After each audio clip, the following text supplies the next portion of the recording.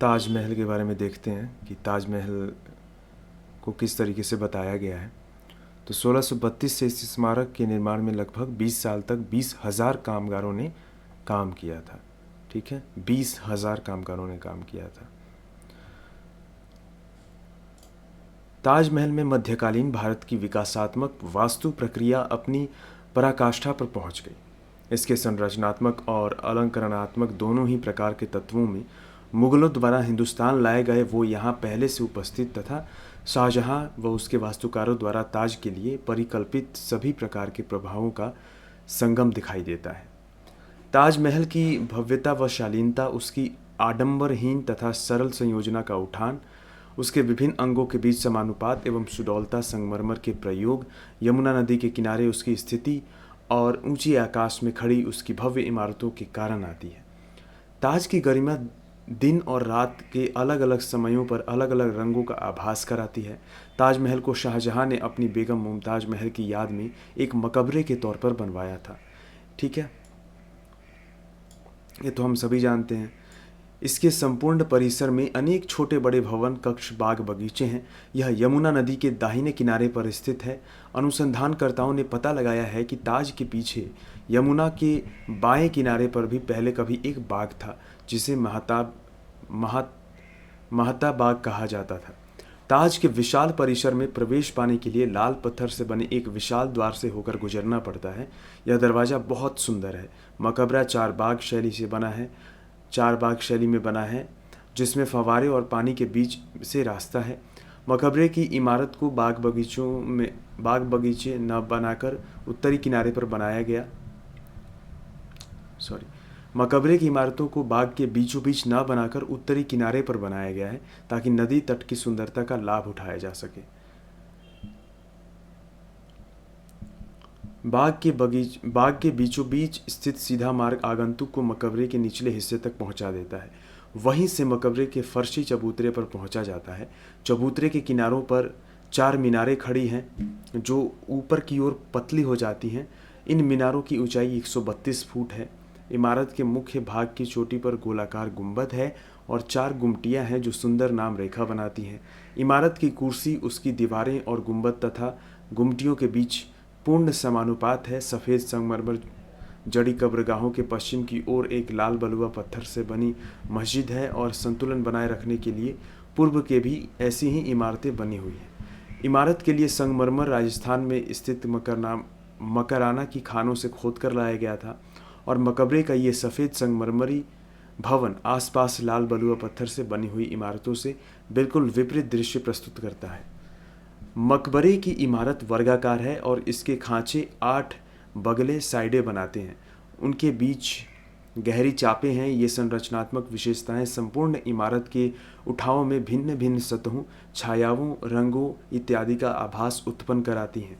इमारत की ऊंचाई फर्श से छत तक 186 फुट और छत से शिखर तक के फगुरों तक 186 फुट है।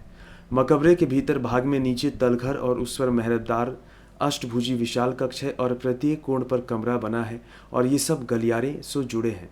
इमारत के हर हिस्से में रोशनदार जाली झरोकों से आती, जो भीतरी मेहराबों के आसपास बने हुए हैं।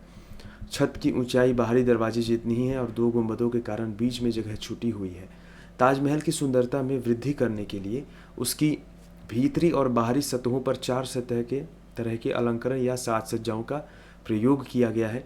इसकी दीवारों पर पत्थर को उकेर कर ऊंची और नीची उभारदार नक्काशी की गई है। जाली झरोखों में जड़े संगमरमर में बारीक या सुकोमल नक्काशी की हुई दीवारों को और मकबरे के पत्थरों पर पीले संगमरमर, जेड और जैस्पर की जड़ों काम किया हुआ है और साथ ही साथ कहीं कहीं चौपड़ पच्चीकारी के साथ ज्यामितीय डिजाइनें भी बनी हुई हैं। अंत में सफ़ेद संगमरमर पर जैस्पर की जुड़ाई से द्वारा कुरान की आयतें लिखी गई हैं। इस सुंदर लिखावट के से दीवारों की सुंदरता में 4 चांद लग गए हैं और अल्लाह ताला से सतत संबंध जुड़ गया है। गोल गुंबद के बारे में पढ़ते हैं कि गोल गुंबद की बनावट है वो किस प्रकार हुई है।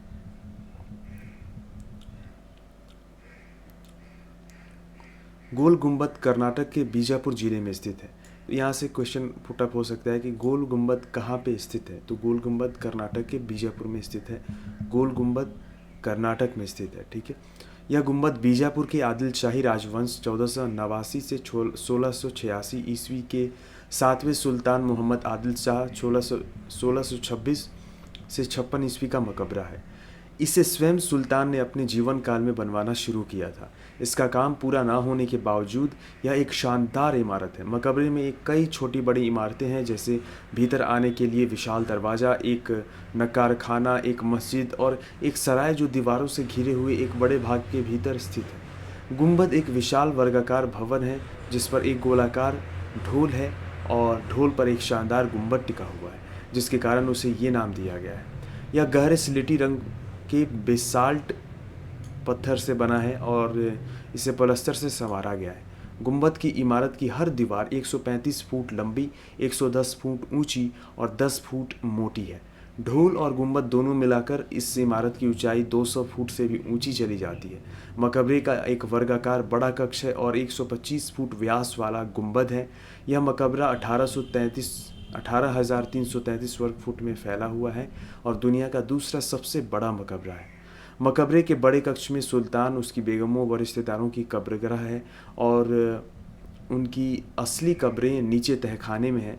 तहखाने में उतरने के लिए सीढ़ियां बनी हैं। वर्गाकार आधार पर बना अर्धगोलाकार गुंबद बगल डांट के सहारे बनाया गया है। इन बगल डांटों ने गुंबद को तो आकार दिया ही था, साथ ही उसके भार को नीचे की दीवारों पर डाल दिया।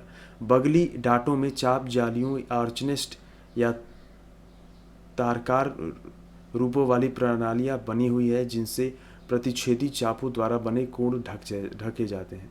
इस इमारत में एक आश्चर्यजनक ध्वनि प्रणाली है, ठीक है।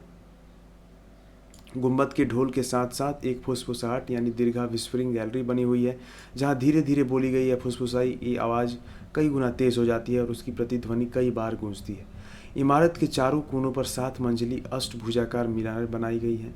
ये मीनारें ऊपरी गुंबद तक पहुंचने के लिए सीढ़ियों का काम भी देती हैं। गुंबद का ढोल बेलबूटों से सजा हुआ है। इमारत के मुहार यानी मुख्य भाग की विशेषता ये है कि परकोटों के नीचे भारी ब्रैकेटों वाली कार्निस बनी हुई है। यह कार्निस अत्यंत उत्कीर्णित पत्थर के टोड़ों पर टिकी हुई है, जो दीवार से आगे 10 फुट तक निकलते हुए हैं। कार्निस मुंडेर को सहारा देती है, जिसमें अनेक चापदार झरोखे और पत्ती की शक्ल वाली दीवारें हैं। गोल गुंबद मध्यकालीन भारत में प्रचलित अनेक वास्तु शैलियों का सुंदर संगम है।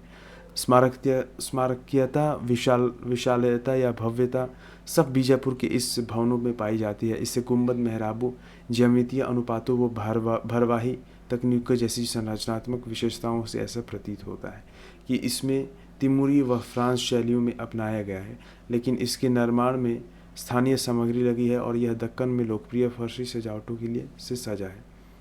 किनारों पर बनी 4 मीनारें उन बुर्जों के अवशेष हैं जो मस्जिदों के साथ लगी हुई है, जैसे दिल्ली के पुराने किले की किला ई कोहना मस्जिद में दिखता है।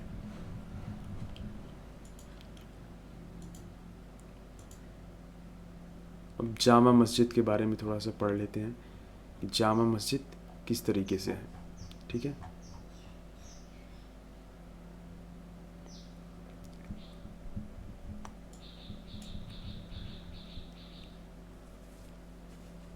मध्यकालीन भारत में स्थान स्थान पर अनेक बड़ी बड़ी मस्जिदें बनाई गई, जहां नमाज आदि के लिए विशाल आंगन थे।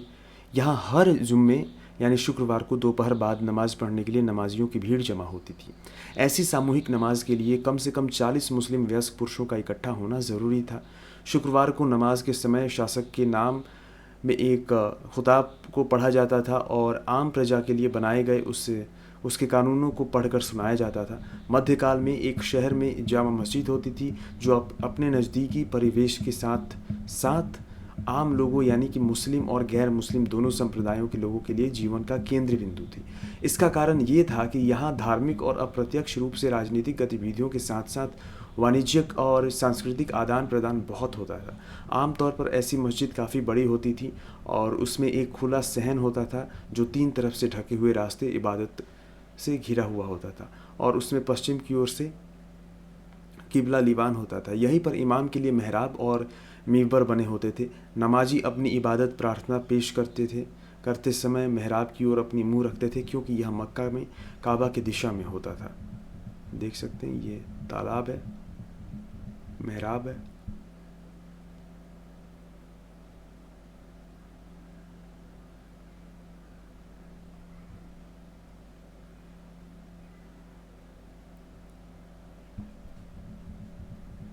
बस यही था हमारे पास।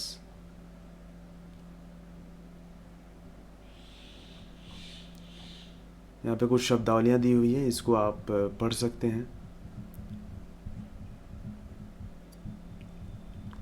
कार्निश किसे कहते हैं, तो नीचे सजावट के लिए दीवार पर उभारी गई पट्टी।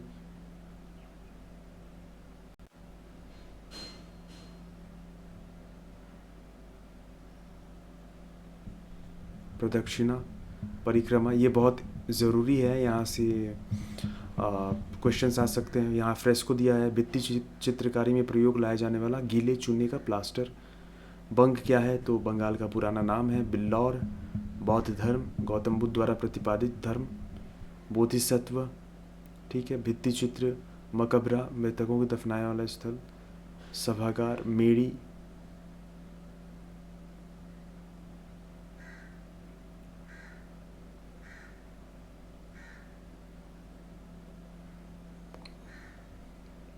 शिल्पी, कलाकार,